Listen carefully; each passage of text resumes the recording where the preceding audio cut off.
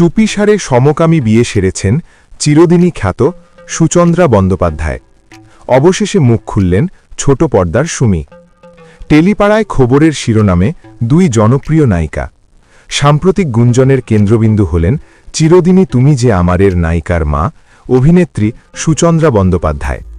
সম্প্রতি খবর ছড়ায় যে তিনি সকলের অগোচরে সমকামী বিয়ে সেরেছেন অভিনেত্রী রিয়া দত্তের সঙ্গে। গুঞ্জন শোনামাত্রই সোশ্যাল মিডিয়া ও টলিপাড়া উত্তাল হয়ে ওঠে। কেউ বলছেন পাহাড়ের হোমস্টেতে দুই পরিবারের ঘনিষ্ঠদের উপস্থিতিতে অনুষ্ঠান সম্পন্ন হয়েছে, কেউ আবার দাবি করছেন জানুয়ারিতেই তিনি বিয়ের পিঁড়িতে বসবেন। তবে এই সব জল্পনার মাঝেই অভিনেত্রী নিজেই মুখ খুললেন। সুচন্দ্রা জানিয়েছেন, অকারণ গুঞ্জনে আমি নেই, এ বিষয়ে কোনো কথা বলবো না।